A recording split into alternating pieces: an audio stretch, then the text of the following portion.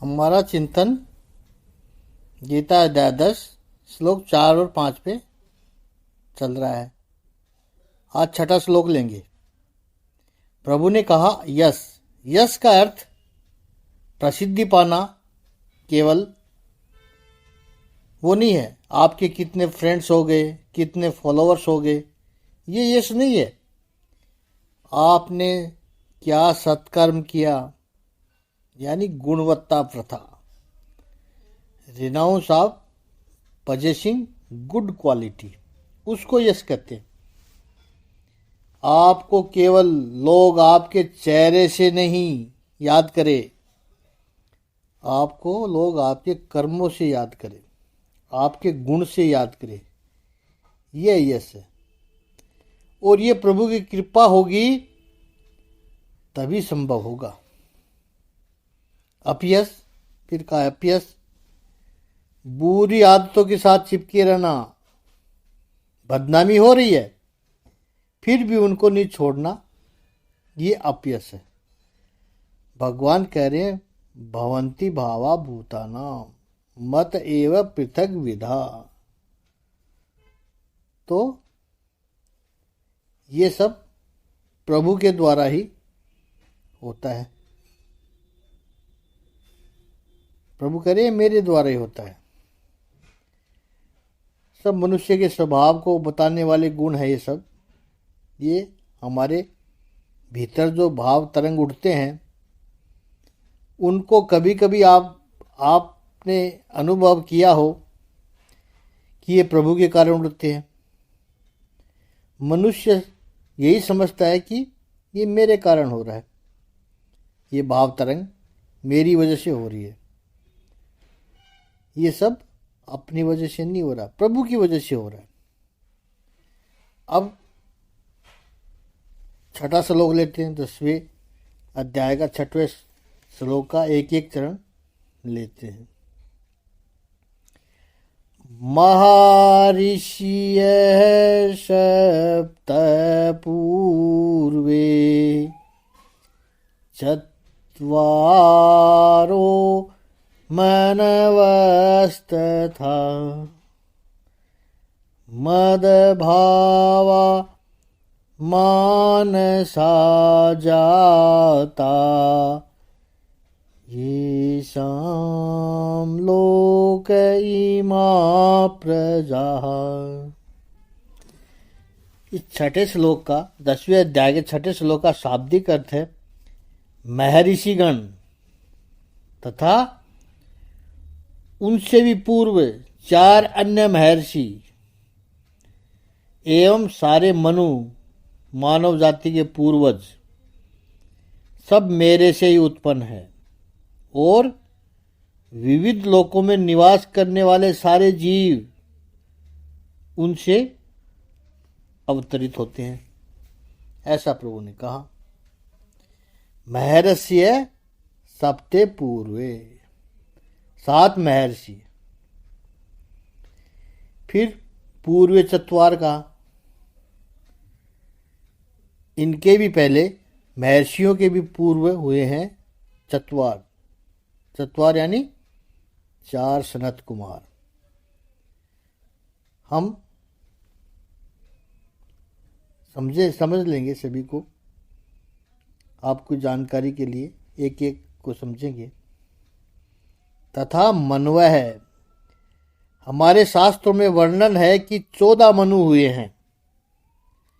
तो यहाँ कहा प्रभु ने 7 महर्षि, 4 सनत कुमार और 14 मनु, कुल 25 हुए। भगवान कहते ये भी मदभावा मानसा जाता, ये सारे भाव मेरे मन से उत्पन्न हुए हैं। ये लोग मुझ में श्रद्धा रखने वाले हैं सब, लेकिन ये भी मेरे ही है। येषां लोके इमा प्रजा, जिनकी इस लोक में, इस संसार में संपूर्ण प्रजा है। तो केवल 3 शब्दों में 25 विभूतियां प्रभु ने बता दी। कौन कौन है? सबसे पहले कहा सप्त महर्षि है, 7 महर्षि, मरीचि, अंगिरा, अत्रि, पुलस्त्य, पुलह, क्रतुः और वशिष्ठ। ये 7 महर्षि है। भगवान कहते हैं कि इनको मैंने मेरी मानस शक्ति से निर्माण किया है। मदभावा यानी मेरे प्रभाव से उत्पन्न हुए हैं। क्यों प्रभु ने सप्त ऋषियों का नाम लिया यहाँ पे? इनमें क्या विशेषता है? तब हमारे शास्त्रकारों ने कहा 7 गुणों के कारण ये सप्त ऋषि माने जाते हैं। 7 गुण जिनमें हो उनको इन सप्त ऋषियों में स्थान मिलता है। कौन से 7 गुण है? दीर्घायुषो, मंत्र कृते, ईश्वरा दिव्य चक्षु, वृद्धा प्रत्यक्ष धर्माशु, गोत्र धर्म प्रवर्तकार्य। पहले दीर्घायुषो, सप्त ऋषि में स्थान पाने के लिए पहली आवश्यकता है दीर्घायु होना चाहिए, लॉन्गजेविटी। हमारे यहाँ दीर्घायु को भगवान की कृपा माना है, बड़ों के आशीर्वाद का परिणाम माना है। इसलिए सामान्य गांव में भी आप जाओगे तो दूसरे आशीर्वाद उनको आते हो या नहीं आते होंगे। कोई छोटा व्यक्ति चरण स्पर्श करे तो कहेंगे दीर्घायु भवै, खूब जियो, जीव तो रहे, शतायु भवै। अनपढ़ माजी होगी वो भी यही कहेगी जीवता रहे। लंबी उम्र हो, दीर्घायु। दीर्घायुपना यह भगवान की कृपा का परिणाम है और उसमें भी स्वस्थ रूप से 100 साल जीना यह ईश्वर की असीम कृपा का परिणाम है। ईश्वर की कृपा तो है ही, लेकिन अपने डिसिप्लिन की भी कृपा है। उस सही खाने पीने का ध्यान रखेंगे, घूमते फिरते रहेंगे, तब 100 साल तक मोटापोलॉजिम चलेगा हमारा। दीर्घायुषो। दूसरा कहा मंत्रकृत है, जो मंत्र की रचना करे। सप्त ऋषियों की बात चल रही है, 7 महर्षि बताया प्रभु ने। तो पहला कहा दीर्घायु, क्या गुण होने चाहिए सप्त ऋषि में? दीर्घायु। दूसरा कहा मंत्रकृत है, जो मंत्रों की रचना कर सके, मस्त मंत्र के दृष्टा हो। मंत्र क्या है? ऐसे कुछ सूत्र आपके पास से प्रकट हो जो लोगों का कल्याण करने वाला हो, लोगों की प्रगति करवाए, जो बोध जिनके पास से प्राप्त हो। ये सप्तऋषि में शामिल होने का दूसरा लक्षण है। ईश्वरा, ऐश्वर्यवान हो, जो अग्जिबंस जिनमें हो, कमाए भी और खर्च भी करे, ये ऐश्वर्य है, ये ऋषि का लक्षण है। दिव्य चक्षुष है, जिसके पास बड़ा विजन हो, सामने वाले व्यक्ति को पहचानने की योग्यता हो, भविष्य में क्या होने वाला है वो दृष्टि जिसके पास हो, उसे कहते हैं दिव्य चक्षु। दिव्य चक्षुष है। आगे कहा वृद्धाः, वृद्धा का अर्थ केवल बुढ़े हो गए इतना नहीं है। गुण वृद्ध है, अनुभव वृद्ध है। और हम हमेशा कहते हैं कि वृद्ध हमेशा समृद्ध होना चाहिए, उसके पास अनुभव की समृद्धि हो। अधिकतर वृद्ध लोग बेचारे उदास पड़े रहते हैं, बेचारे बन के रहते हैं, मौत के आने की प्रतीक्षा करते रहते हैं। ऐसे वृद्ध नहीं, और कुछ करने को नहीं है, ताश पत्ते खेलकर समय बर्बाद कर रहे हैं। वृद्ध समृद्ध होना चाहिए। वृद्ध विशाल वृक्ष की तरह होने चाहिए।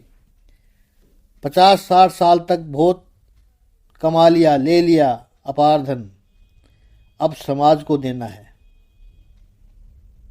यह वृद्ध का लक्षण होना चाहिए। आगे कहा प्रत्यक्ष धर्माणम, धर्म का केवल उपदेश करे वो नहीं, धर्म का आचरण भी करे। धर्म क्या है? ये यदि देखना है तो ऋषियों के जीवन को देख लो। और 7वां कहा गोत्र प्रवर्तय काश्य, जिनके नाम से गोत्र चलते हैं वो ऋषि होते हैं। यहाँ 7 महर्षि जो है वो सब प्रवृत्ति धर्म के संचालक है, क्योंकि इन 7 ने गृहस्थ आश्रम को स्वीकार किया। मानसा जाता चतवार है। चतवार कौन है? 4 सनत कुमार है। 4 सनत कुमार कौन? सनक, सनंदन, सनातन और सनत कुमार। ये 4 इनके अलग अलग नाम है। सनक, सनत, सनंदन, सनातन और सनत कुमार, लेकिन सब एक सनत कुमार के नाम से जाने जाते हैं। एक ही नाम से चारों पहचाने जाते हैं। ये 4 सनत कुमार महर्षियों से भी पहले प्रकट हुए हैं। कैसे प्रकट हुए हैं? ब्रह्मा जी के तप से प्रकट हुए हैं, और वे भगवत स्वरूप ही हैं। प्रकट सबसे पहले हुए हैं, फिर भी जब भी उनको देखो वे हमेशा 5 वर्ष के बालक हो ऐसे निर्दोष ही दिखते हैं। यह सनत कुमारों की विशेषता है। बहुत ज्ञानी है, बहुत अनुभवी भी है। जब सप्त ऋषियों से पहले हुए हैं तो अनुभवी तो होंगे, ज्ञानी भी होंगे, लेकिन इतनी निर्दोषिता है, इतने निर्मल है वो, 5 वर्ष के बालक जितने दिखते हैं, और वो निरंतर भ्रमण करते रहते हैं। किसी एक स्थान पर नहीं रहते, निरंतर भ्रमण करते हैं, और हमेशा उनके मुख से ये हरि शरणम, हरि शरणम, हरि शरणम, हरि शरणम, यही मंत्र रहता है। हरि शरणम, हरि शरणम, हरि शरणम, हरि शरणम। इस मंत्र का हरदम जप करते रहते हैं। ये उनकी विशेषता है। श्रीमद् भागवत का माहात्म्य है, पद्म पुराण को के उसके दूसरे अध्याय में सनत कुमार जी का जो वर्णन है, कहा है कि इनके मुख में निरंतर हरि शरणम ये जप चलता रहता है। और ये सनत कुमार भगवत कथा के प्रेमी है, इसलिए चारों विद्वान है, ज्ञानी है, तो चारों में से एक वक्ता बन जाता है कोई भी, बाकी के 3 श्रोता बनते हैं। कथा के रसिया है, निरंतर भगवत कथा का श्रवण करते रहते हैं, प्रभु का गुणगान करते रहते हैं। ऐसे हैं सनत कुमार। फिर आगे प्रभु ने कहा मन वह है, मनु 14 है। ब्रह्मा जी के एक दिन में 14 मनु होते हैं। तो इस पर हम कल चिंतन करेंगे, क्योंकि ज्ञान थोड़ा बड़ा हो रहा है और हमारी कोशिश रहती है कि ज्ञान 15 मिनट से ज़्यादा का लंबा ना हो, ताकि सब 15 मिनट धर्म के नाम पे, ज्ञान के नाम पे, कुछ नया हासिल करने के नाम पे इतना समय निकाल सके अपने जीवन में। ओम श्री सच्चिदानंद भगवान की जय। ओम श्री आनंद कंद भगवान की जय।